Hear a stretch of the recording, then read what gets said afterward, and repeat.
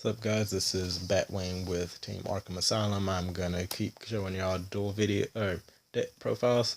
I'm gonna show y'all UAs today. I built this deck a couple weeks ago because it's based off of athletes, and I'm a soccer player, and some of my best friends are all athletes that are also represented by the deck. So I really enjoy it. Um, the first card you're gonna run, or the first cards I have in here, are mainly because this deck has a hard time with summoning because almost all the monsters except one of the UAs are level 5 and higher. The only level 4 is a midfielder, and he's really useful. He's the most important card, but you only have one level 4 or lower, so it's really hard to get things going if you don't open with him. So to fix that, I've added in 2 assault halberds, 2 TG strikers, and 1 marmiting captain to help with consistency. Halberd and striker can be special summoned like a cyber dragon, and halberd inflicts piercing damage while striker is a 2-star tuner. And if halberd does damage, he brings the other halberd from your deck to hand. And then marmiting captain is also going to be useful because when he's normal summoned, you add a card from your hand to your deck, shuffle, and then draw a card. And if that card you drew is a monster, you get to special summon it. So that can help you get things going very quickly. I might add a second one of him in. I'm just trying to find space for it. Some of the other cards are going to be cards like Dreadnought Dunker. That's going to be a beat stick that you're going to need. It's a 2500 attack point that pierces, and if it inflicts damage to your opponent, it kills 1 card on the field. So he's very useful. Then goalkeeper effect is once per turn you can stop one of your UA monsters from being killed by an opponent's card effect, and this is a quick effect. Then the next card you have is Blockbacker. He is one of my favorite defensive kind of cards. The point of this deck is to keep switching from offense to defense, and I'll explain to you that when I get to the last card. And it's going to be really useful because he gets to negate an opponent's monster's effect once it gets special summoned, and then switch that opponent's monster to defense. So basically, when your opponent tries to special summon their big star monster that's about to fuck you up, Blockbacker sits them on their ass. They bring out Trishula, okay, negate your effect, switch you to defense mode. Fuck you, Trish. Next card is Rival Rebounder. Rebounder is going to be really useful because when he's normal summoned or special summoned on your opponent's turn, he will special summon a UA monster from your graveyard. And then you also have 3 Mighty Sluggers. Mighty Sluggers is the Armades of the deck. Oops, where'd he go? 3 Mighty Sluggers. Mighty Sluggers being the Armades of the deck is very useful because he's going to make your opponent not be able to activate card effects when he's attacking until the end of the damage step, as well as being a 2300, and he works really well with one of the spell cards. And then Perfect Ace. Perfect Ace is going to be really useful because he's going to, on your opponent's turn, stop your opponent's card effect from activating by ditch 1 card from your hand. So he can stop that key card they need to go off, as well as being a 2500 defense point monster. Now, like I was saying, the most important monster in this deck is UA midfielder.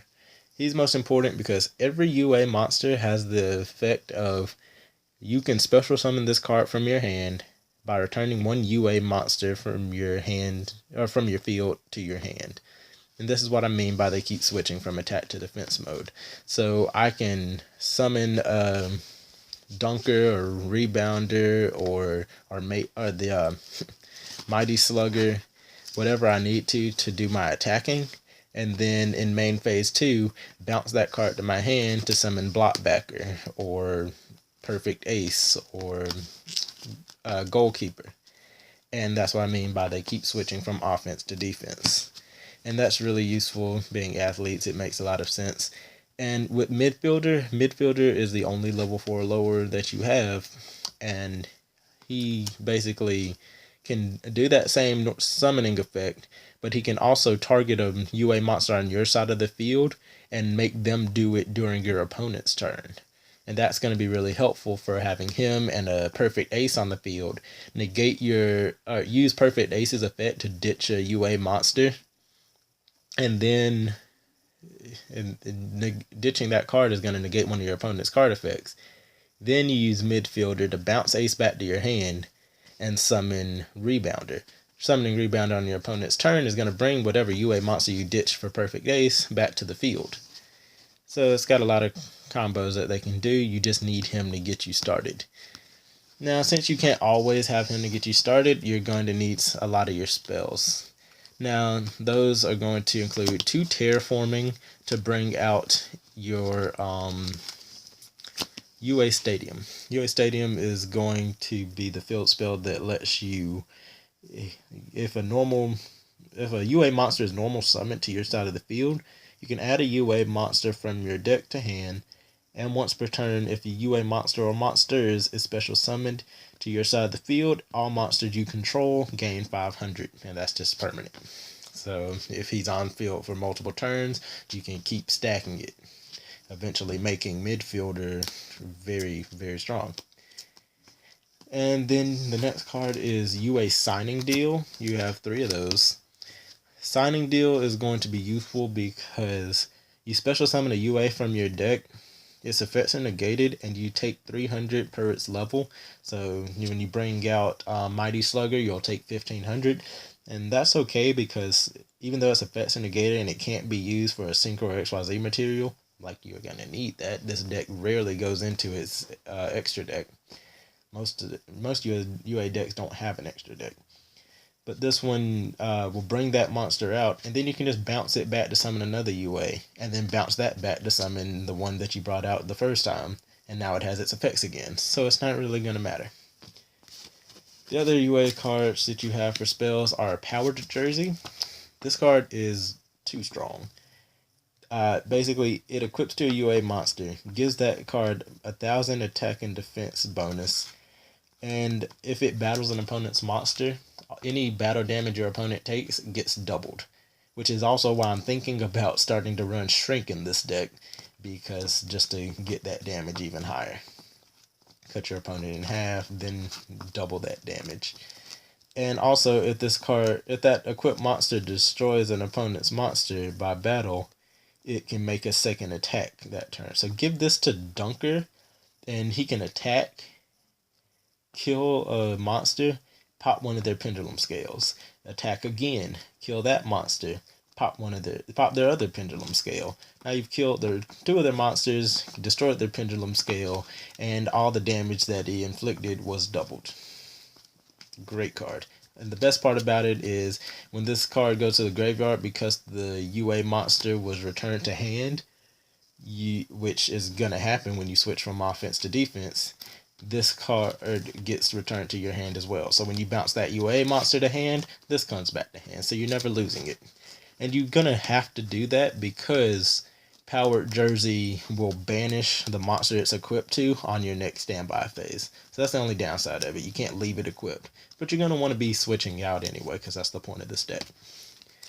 Then 3 Monarch Stormforce. Monarch Stormforce, just really useful because you don't really have a lot of ability to normal summon your high levels. So go ahead and sacrifice one of your opponent's monsters to summon one of your level 5s. Different things like that are very useful.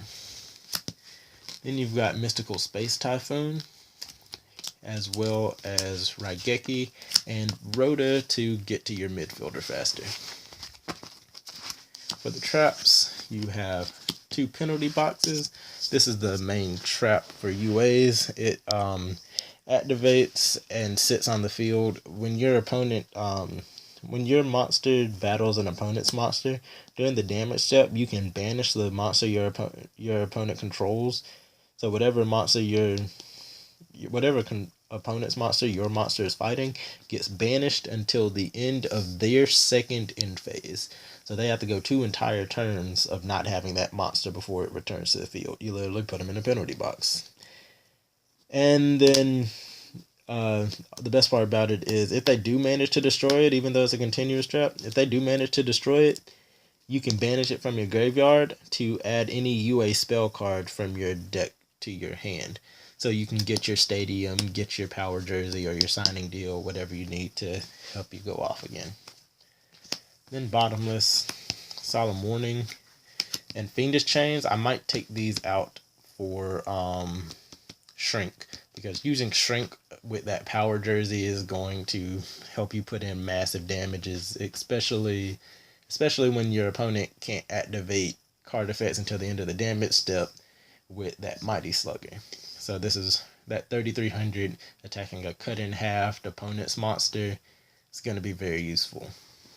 A lot of times I've been going against a lot of DDD decks, and if they have King D'Arc, that's going to cut D'Arc to a 1400, or the Mighty Slugger will be a 3300.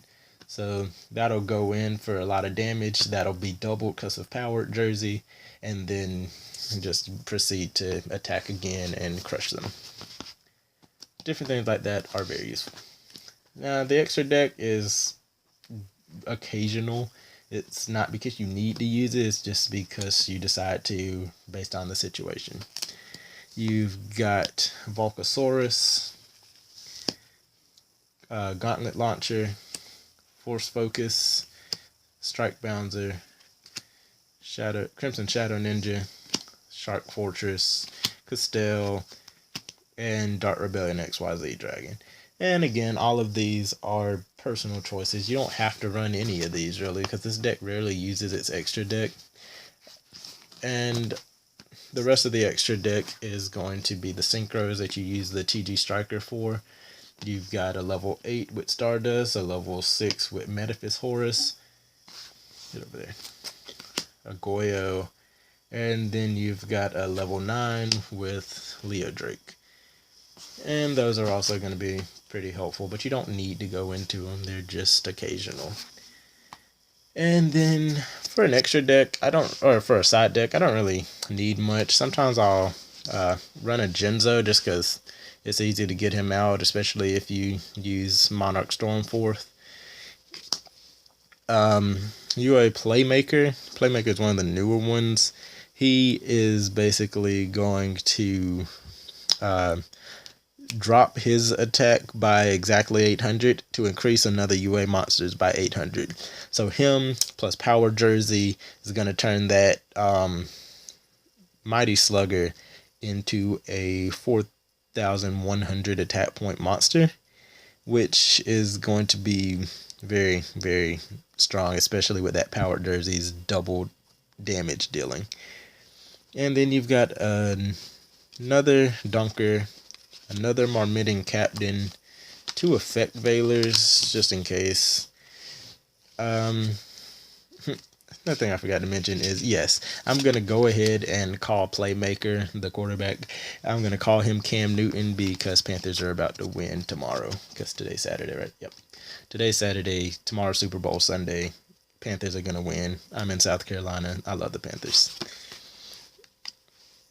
And then we got a UA turnover tactics, because turnover tactics is, I'm iffy on this card because you have to have 2 or more UA monsters on the field. It's a quick play, so you're going to use this when your opponent's trying to go off, and you're going to shuffle as many monsters on the field as possible into the deck.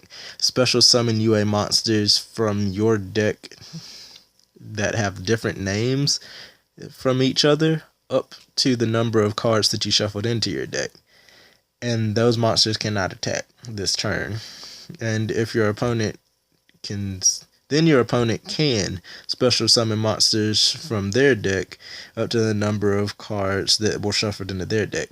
So you're going to want to use this when your opponent has a lot of extra deck stuff on the field, and all of those are going to go back to the extra deck, and then they can bring out 2 or 3, whatever number of monsters went back to their extra deck, and they get the special summon as well. This combo's great when you have bottomless face down. They special summon all those monsters, and then you're just like, yeah, no, banish all of them. But it's iffy, which is why I side deck it. I'm not sure how often I'm gonna want to use that. And then you also have Powered Jersey and Book of Moon. And then all of your UA monsters are all going to be Earth Warriors. So doing that is going to require you to run Rivalry of the Warlords and Gozen Match. Just because Rivalry will require all monsters on the field to have the same type, and Gozen Match requires all monsters on the field to have the same attribute. So depending on what you're going against, it's going to be useful. Against Magic Spectre, it's not useful because they're all wind spellcasters. But against other decks, it may be useful, may not be. It depends on what you're going against. So just be cautious of that. Then a Trap Hole, Trap Tricks, Nightmare. UA Penalty Box, a third one. Compulsory. And a Call of the Haunted. I'm going to replace this with an Oasis of Dragon Souls once I get it, just because Oasis does not float when you bounce the UA monster to your hand, whereas Call does. But floating doesn't really matter, especially since you don't really run that much back row that you're going to need sitting there anyway. You can work around with just one open space. So that's going to be the UA deck. I really like this deck. I'll show y'all some duel videos when I get together with my team next, and we'll show you that. I think they run a lot of Yang things, Pepe, Cosmo, a lot of different things. So you'll see a wide variety of stuff on there as well. So if you want one of these mats or want another kind of deck video, let me know and I will show y'all what we come up with. Alright, this has been Batwing with Team Arkham Asylum, and I am out.